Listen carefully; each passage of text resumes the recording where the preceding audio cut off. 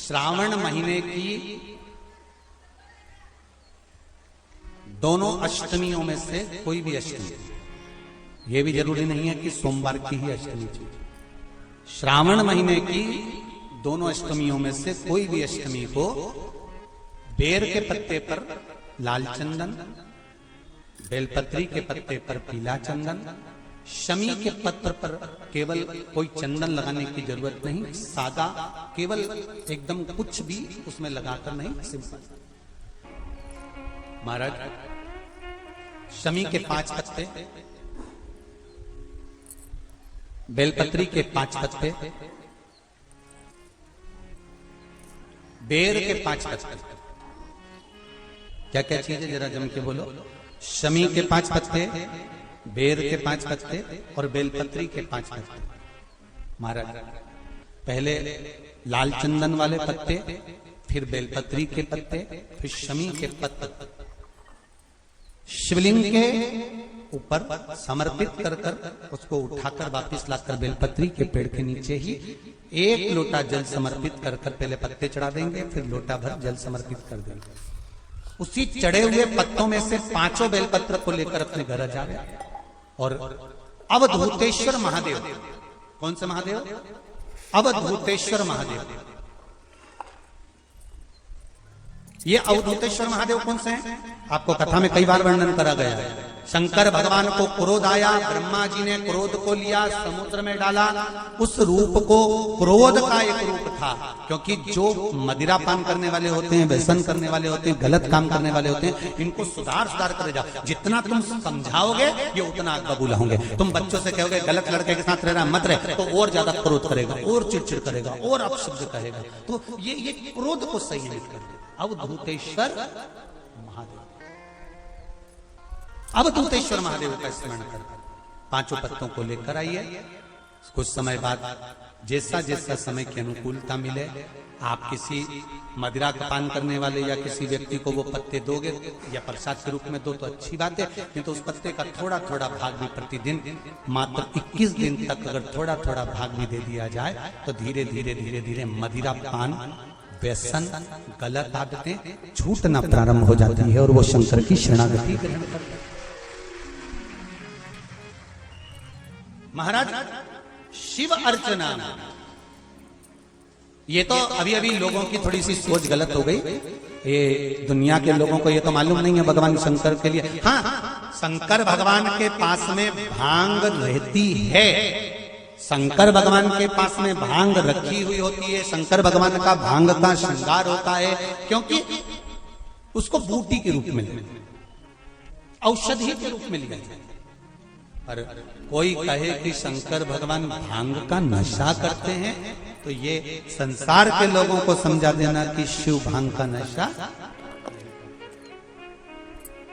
मेरा भोलेनाथ भांग का नशा नहीं।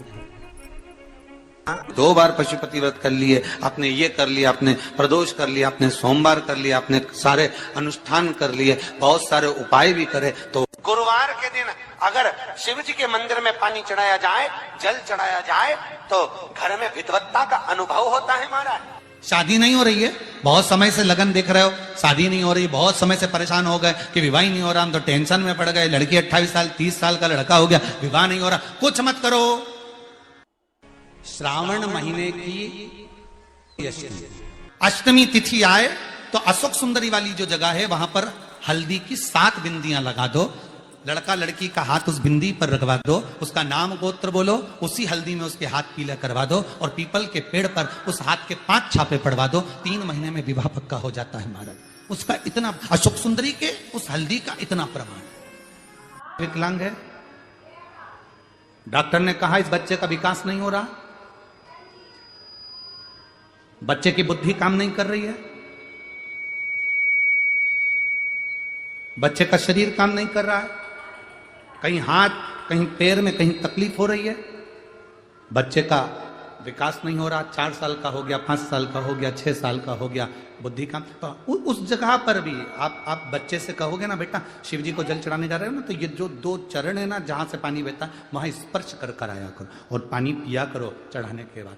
आप 15 दिन 20 दिन उस बच्चे से करवा कर देखो, कितना भी माइंड से हम यहाँ तक कहेंगे, जिस बच्चे की कोई शरीर में विकास नहीं और बच्चा कहीं पड़ा रहता है, मुंह में से राल टपकती रहती है, उस बच्चे के लिए भी अगर ये प्रयोग करोगे तो 2 से 3 महीने में वो बच्चा अपने आप धीरे धीरे शरीर का विकास होना प्रारंभ हो जाएगा।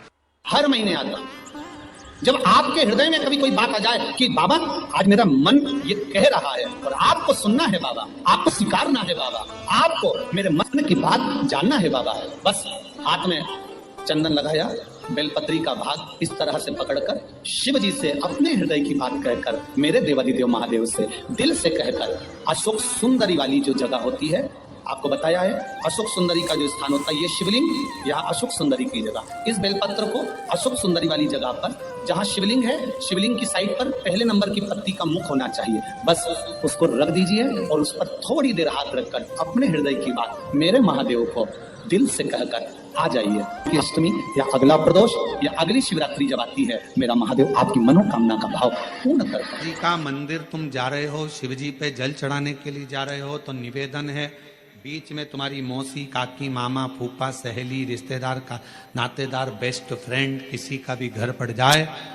शंकर के मंदिर जाते समय और शंकर के मंदिर से वापस घर आते समय किसी के दरवाजे पर मत रुको, सीधे अपने घर पर ही रुको। भगवान विष्णु ने जाते हुए शिव बाबा को देखा, शंकर भगवान से, भगवान नारायण ने कहा आप कुछ कहेंगे नहीं? भगवान शंकर कहते हैं नारायण चिंता मत करो, ये बद्रिकाश्रम में जो आएगा चने की दाल चढ़ा कर जाएगा, चने की दाल को मंदिर के पीछे बैठकर ओम नमः शिवाय बोलकर जो नारायण को समर्पित करेगा, उसके मनवांचित फल को मैं 3 महीने में पूरा कर दूंगा, उसके मन की कामना को मैं 3 माह में पूर्ण कर दूंगा। आज भी नियम है, चने की दाल को लेकर जाते हैं, बद्रिकाश्रम के मंदिर के पीछे बैठकर चने की दाल को लेकर ओम नमः शिवाय का जाप करते हैं, 7 बार ओम नमः शिवाय बोलकर चने की दाल वापस घूमकर भगवान विष्णु को समर्पित करी जाती है, तो 3 महीने में मनोकामना पूरी हो जाती है। उस चने की दाल का इतना श्रावण महीने में 5 स्थान ऐसे हैं जहाँ का दर्शन आपके जीवन को एक आनंद प्रदान करता है। पहला है बेलपत्र के वृक्ष के नीचे जाकर ऊपर की ओर मुख कर बेलपत्र का दर्शन करें, यह आपको जीवन में सुख प्रदान करेगा। दूसरा है शिवालय के नजदीक में पहुंचकर भगवान शंकर के शिखर का दर्शन करें। तीसरा है मंदिर के अंदर शिवालय में पहुंचकर नंदी का दर्शन करें। चौथा है भगवान शंकर के मंदिर में पहुंचकर जो जलाधारी लगी होती है, डमरू त्रिशूल रखा होता है, उसका दर्शन करना। और 5वां है मेरे देवादिदेव महादेव के शिवलिंग का दर्शन करना। यह हमारे जीवन को एक आनंद और सुख प्रदान करता है। श्री शिवाय नमस्ते।